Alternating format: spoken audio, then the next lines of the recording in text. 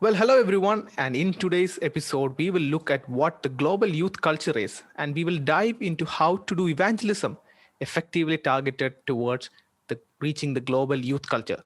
So, stick around for more.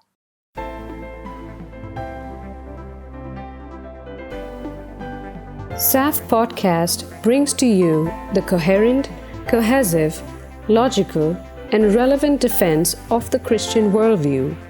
From laymen to experts in the field, everyone can tune in and be equipped. We also aim to introduce to the audience the plethora of work and research done in the field of Christian apologetics in defending the faith and the individuals who further the intellectual cause of Christianity by featuring the greatest minds of the Christian apologetics arena. Welcome everyone to yet another brand new episode of SAFT Podcast, and I am delighted to be joined by my good friend Lukas Rueegger. Lucas, a warm welcome to SAFT Podcast for your first ever appearance. Thank you, Jacob. It's my pleasure to be here. Thanks for inviting me. Well, Lucas, the audience may know you from your fastly growing YouTube channel, Deflate, but there is a lot more to you than just Deflate. And some people may know you, may know that you reside in Lebanon, thanks to Stephen Woodford of Rationally Rules. But can you tell us a bit more about yourself? Okay. So, as you said, my name is Lucas. I'm married and we have 3 kids. We're originally from Switzerland, but we've lived in Lebanon for the past 8.5 years now. And yeah, I mean, we've been reaching young people here who, surprisingly enough or not surprisingly enough, have more and more an outlook on life and a mindset that is very similar to how people think in the West, very secular, very anti-religion, very relativistic, and so on and so forth. So we do stuff online and offline. I guess we'll get to talk about that maybe a bit later. And in my free time, I like to read. I like to go hiking and do barbecue or climb on rocks with my son. So yeah, that's what there is to know about me. Right. And there's a lot more to Lucas, and there's a lot more that Lucas is going to be unpacking in today's episode. And we have a very interesting topic, as Lucas has hinted in his short introduction. So I'll be dropping the link to Lucas' channel, Deflate, and its IG handle in the description. And Lucas, you have started interviewing top speakers, haven't you? And I'm gonna keep my mouth shut, shush on who all are coming up next on your channel. But to the audience, stay subscribed to Deflate for some brilliant and articulate content coming your way. So, Lucas, diving in on the global youth culture. I mean, the name is self-explanatory to some extent. But what makes the global youth culture global youth culture? Yeah. So I guess, the organization I work with called Steiger, we use that term to describe the following phenomenon, which is that, youth across the globe, and especially in urban centers, they look more and more alike. They're exposed to the same influences on social media. They follow the same stars on Twitter. They listen to the same music. They follow the same trends in fashion, use the same technology, watch the same YouTube movies, and so on and so forth. And so what kind of has been emerging from that is, again, the phenomenon that young people who, let's say someone in Delhi and someone in New York and someone in Sao Paulo and Tokyo, they share the mindset they share is completely different from the mindset that, prevails in their home culture.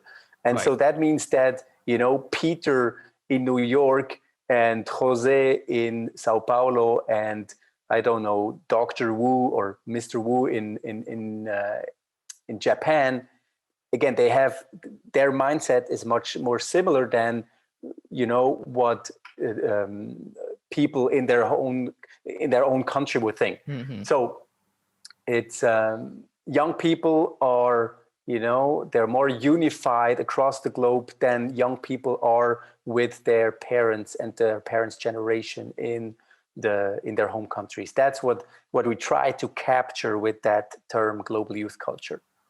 So then, to put it bluntly, what you're saying is that irrespective of the cultural environment that today's youth like me is growing in, there is another specific culture that is permeating the fabrics of every other culture all over the world.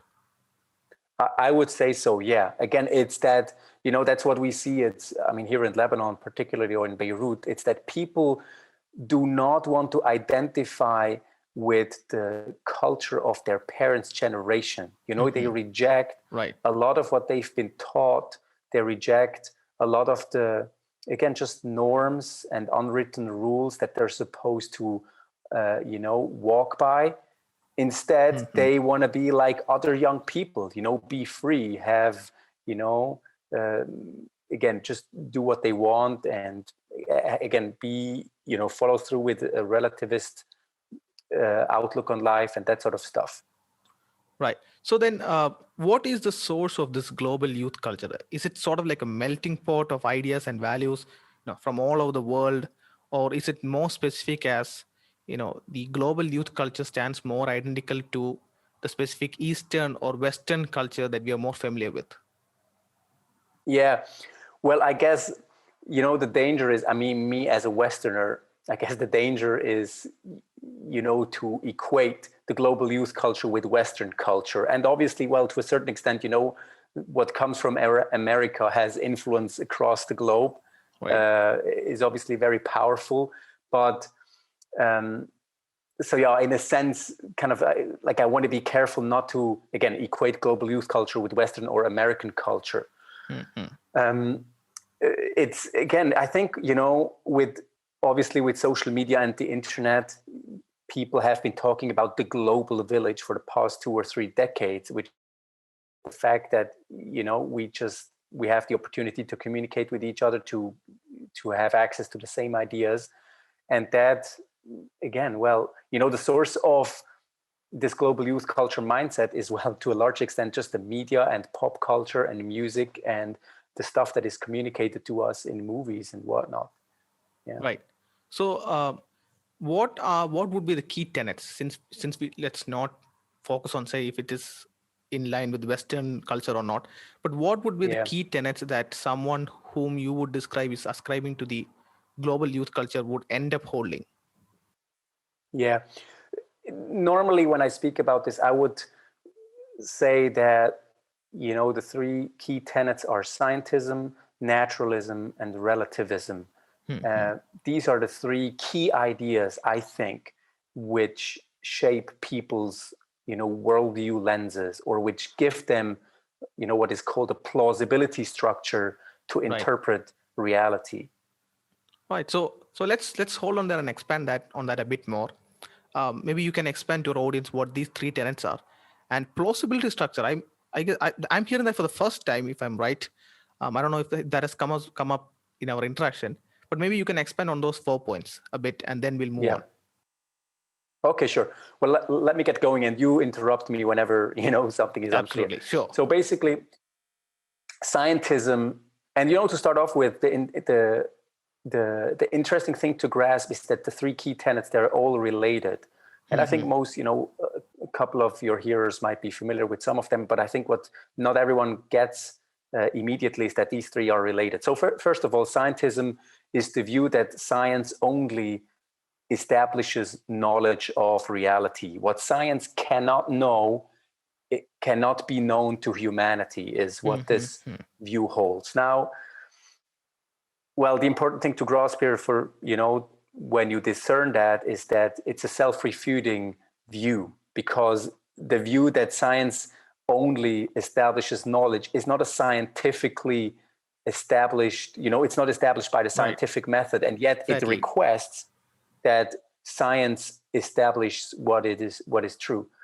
And then the other thing to be aware of is that science itself rests on all sorts of, assumptions which science itself cannot prove and establish, such as the laws of logic, mathematics, and so on and so forth. So that's scientism, and it's closely related to the second tenet, which is naturalism, the view that nature or material things is all that exists. Like reality is ultimately material, and everything that is immaterial is somehow less real or not real in the first place.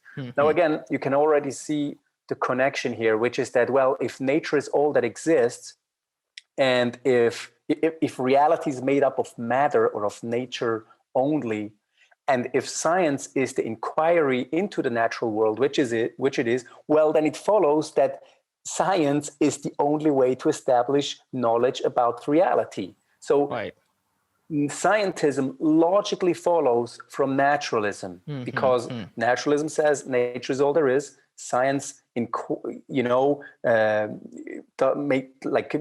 science is the enterprise of making the inquiry into nature, which again then establishes the knowledge about all there is to know about reality. Yeah, it's sort of like they complement each other, because with scientism, all that you know can only be known through science, and that sort of narrows down to naturalism.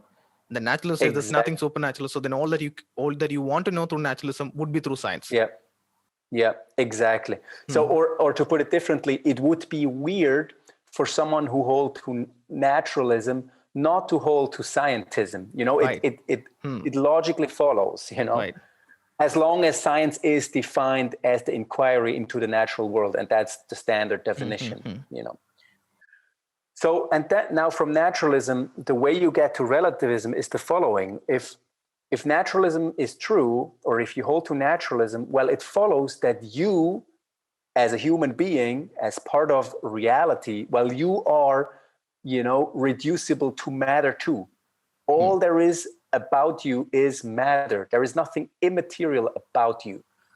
Right. Because nature is all there is. Yeah. And yet, conventionally, when we speak about human relationships, we do speak about love and compassion and justice and all that sort of things.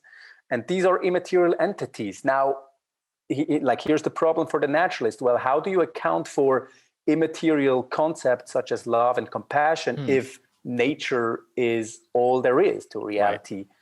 And well, this leads to the, affirmation that these things, immaterial concepts such as love and justice and so on and so forth, they're unreal. They are an illusion. And this is exactly what is being claimed by all sorts of atheist philosophers and other spokespeople for atheism. Now, the way relativism kind of links into that is, if justice and love is unreal, and which means that it's unreal because it's immaterial, which also means that it cannot be pinned down or objectively described by science. Right. Then, well, all these concepts are up for grabs. There is no, again, you don't have a justification or again the plausibility structure in place to say that, well, these moral concepts can be objectively pinned down, so to speak. And this is the direct road to relativism, which is the affirmation that, there are no objective moral right or wrongs. Again, moral obligations or moral values are just subjective. And again, that's because love or compassion cannot be scientifically measured the same way, the charge of an electron can. And so that's why, given that science describes objective reality as is purported by scientism, well, it means that those immaterial concepts, moral concepts, they are out of reach for the tool that is used to describe reality. That's the way these three things or these three tenets, I guess, interact. And I would say that they're the key ideas that shape youth culture and the mindset of young people. So then what is the plausibility structure? So would you define plausibility structure as the end result of these triad that causes a person to observe and make assessment of the world in a particular way? Yeah, well, the plausibility structure, I don't know who coined the term, but anyways, it's a nice term. It sounds nice. Well, plausibility structure, denotes a framework which, tells you what to keep out, what to reject as a truth claim, and what to allow into at least the area of things that have warrant to be considered true or not. Right. A plausibility structure tells you, well, if something fulfills these criteria, then it's plausible that for it to be true. It doesn't mean that it is true, but it's at least plausible. Right. So this structure is, again, it sets up criteria for certain truth claims to be considered plausible. And given what I said about those three key tenets of youth culture, it means that from the very outset, certain truth claims are rejected because they're outside that plausibility structure. Right. For example, every truth claim that is rooted in the notion of divine revelation, well, that's that's outside your plausibility structure. Yes. If you're thinking in terms of these three key tenets, it's not possible for it to be even plausible or true. So then, would you say that these tenets, this triad of the global youth culture, would you say that these 3 points also turn out to be major challenges for a person who is trying to reach a youth engrossed in global youth culture with the gospel? Yeah, I mean, I think, again, so you could say again that these three key tenets kind of make up the plausibility structure. It basically means it sets, it lays out the rules of the game by which a young person wants to play. It basically tells you, well, again, as long as you come to me with concepts that are immaterial, let's say, well, I can't even listen to you, kind of. That just does not make any sense.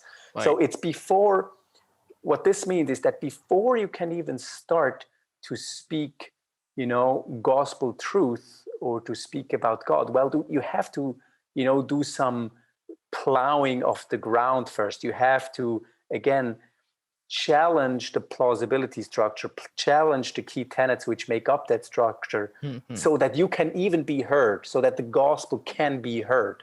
Right.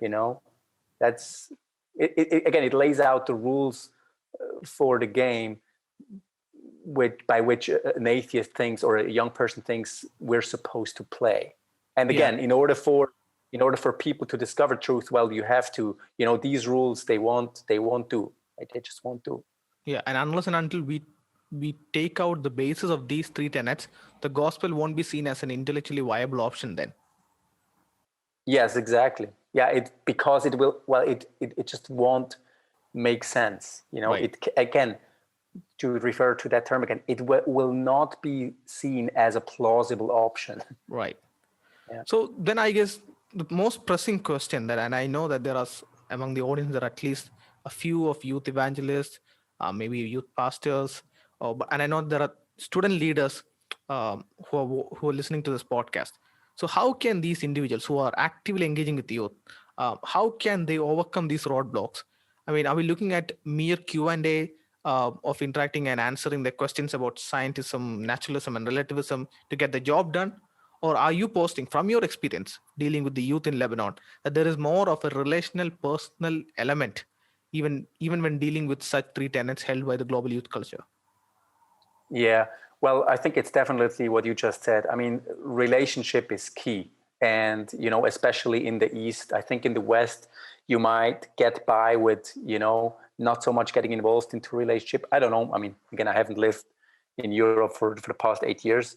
But definitely in the East, from what I see is, well, unless you have a relationship of trust, well, then you won't be heard anyway. And especially as a person making religious claims, given that, well, in our case, religion is perceived to be very political.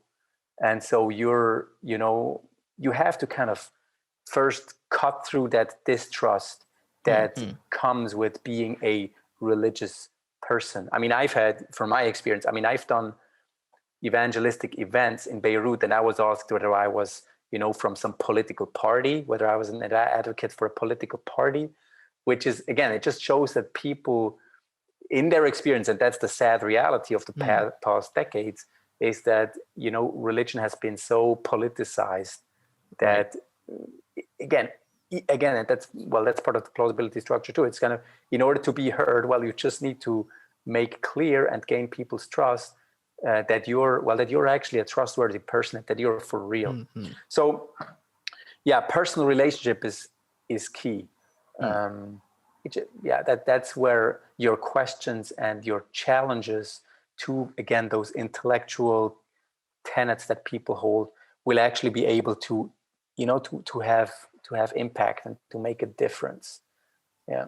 How has your experience been dealing with youth in Lebanon, at least, who are grossly engaged in this global youth culture on a more personal relationship element?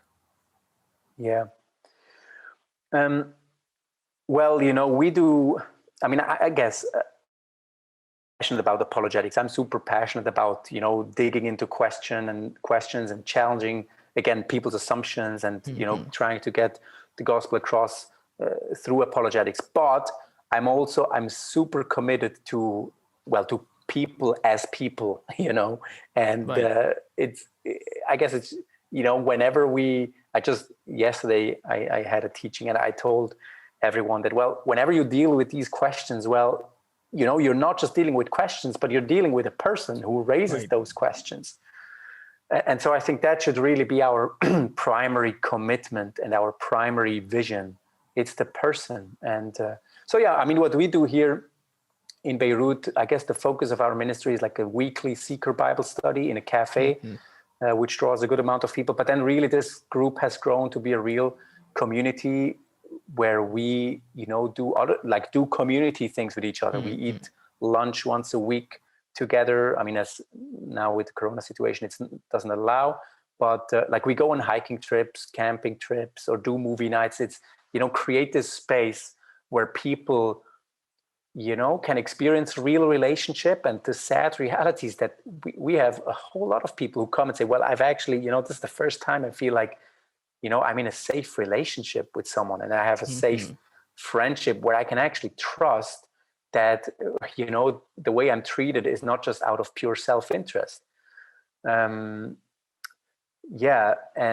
what I was going to say as well. Well, yeah, I mean, the interesting thing is that, most of what Jesus did when you read the Gospels is that he would just eat dinner with people or have barbecue with people. And, on a very, very, very basic level, I think what we should be doing as Christians is share meals with people, be hospitable, invite them into our homes, cook for them, have a very nice meal to connect with people. And that's just so basic and yet so key and so powerful. Do you think in your experience that this interaction with the youth turns out to be very powerful for them? Like you mentioned, that said, I find a safe place for me. I find this place of trust where I can open up.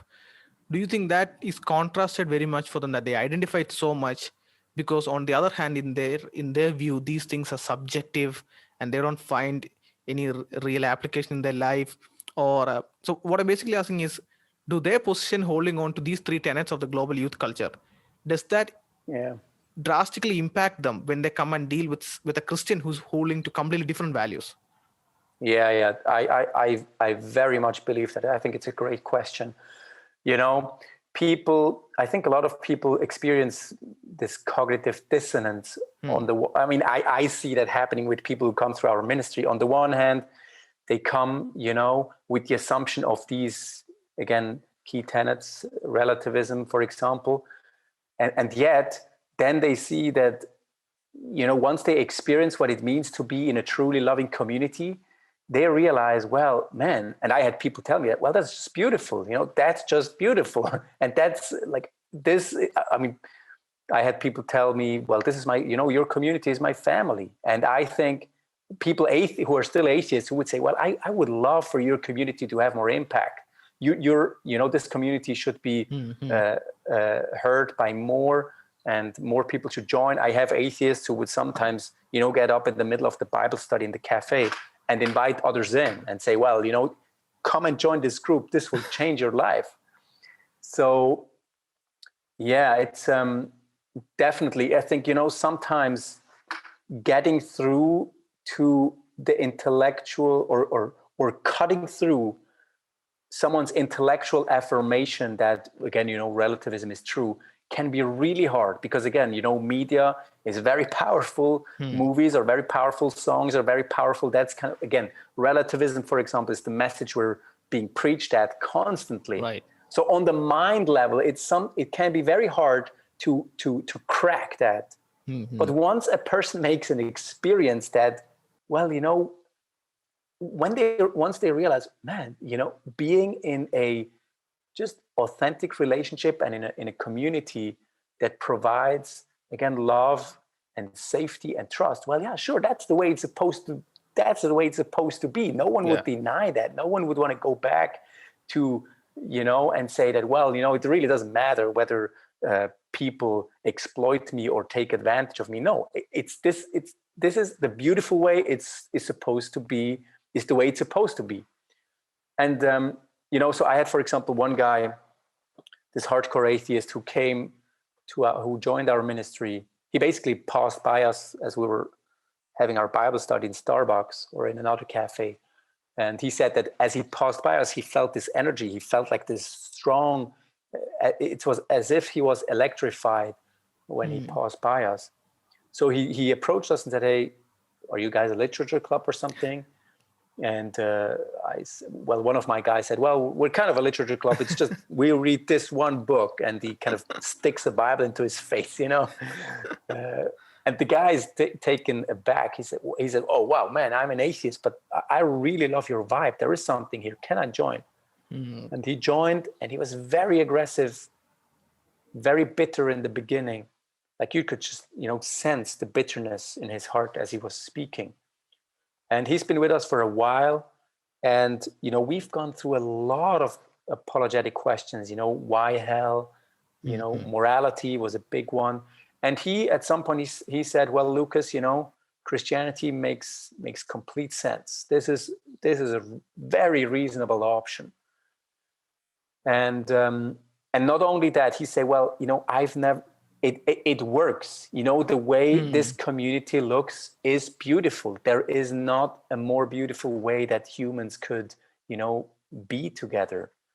And so that's what I'm, I guess, talking about. It's on the one hand, with this guy, and I think that's the case with many young people, is they need good answers. A lot of us, they wrestle with tough questions. Even believers wrestle with tough questions. Why does God allow bad things to happen? What about all these weird stories in the Old Testament and whatnot?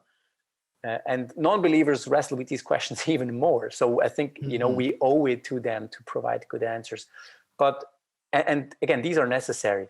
But on the other hand, it's people need to really have a powerful and a real experience of the gospel in real life and in real relationships. And that's gonna be, so impactful, because it will confirm in their heart what they are being it will confirm in their heart the answers we give them for their mind, so to speak. And that's where, they can feel like, well, yes, this thing makes sense. And it falls into place rationally, and it falls into place aesthetically, you could say. It's beautiful. So sort of basically, as we need to stress on reaching their heart as well, and not just dropping it as a sort of a Q&A interaction. They ask objections, we answer it, and there you go. I've given a mic drop and response to your question. I've debunked your question, and that sort of like you said, that doesn't cut to the heart of the matter. That's at the periphery. Though it's necessary, it's still at the periphery. So to close off with Lucas, what do you suggest to Christian youth? So, and that includes people like me, and not a person as who is engaged in apologetics, or a person who is doing full front evangelism and that sort, but to a normal Christian youth who is in school, high school, with his friends, or in college, just has been attending church, hasn't been actively involved in ministry or anything of that sort. What do you suggest that they do when they're challenged, either passively in that they're in an environment, or actively when their friends push these tenets to their face and challenge them in their faith? That how do they respond to this phenomenon?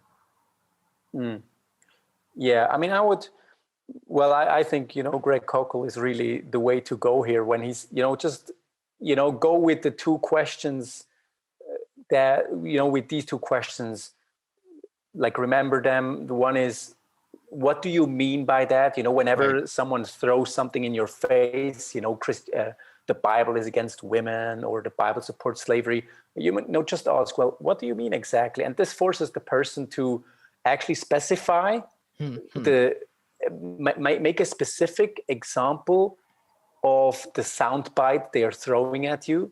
And, it's always easy for people to make general claims. It's that are unsupported by a specific example. So that's one thing it does. It challenges them to actually, pin down what they're talking about. And it also gives you a bit of time to prepare for an answer. And the other question is, well, how do you come to that conclusion? Again, these are not my questions. It's Greg Koukl who came up with that in his book Tactics, which is a great read. The second question, how do you come to that conclusion, basically forces a person to substantiate what they're saying. When a person says, well, the Bible is misogynistic or against women, you can say, well, how do you come to that conclusion? Did you actually read it? Like, what verses told you that the Bible, is against women? The key thing is, well, you don't have to, criticize or critique a claim before the claim has not been supported and substantiated. And, well, the third thing I always tell people is, be ready and be humble to simply say, well, I'm sorry, I haven't thought about this. I'll just go, I want to research this. It's an interesting question. I'll come back to you. Yeah. That's, I have to say that every now and then as well. Yeah. And that is a good segue for me to remind the audience that I'll be dropping a link in the description, as well as you can see right now in the corner, to our video podcast interaction with Greg Koukl himself, where he expounded on all these points and talked about his latest edition of the book, Tactics.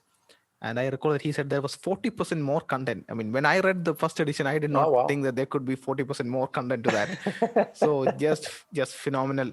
So you can check out that podcast, and Greg unpacks.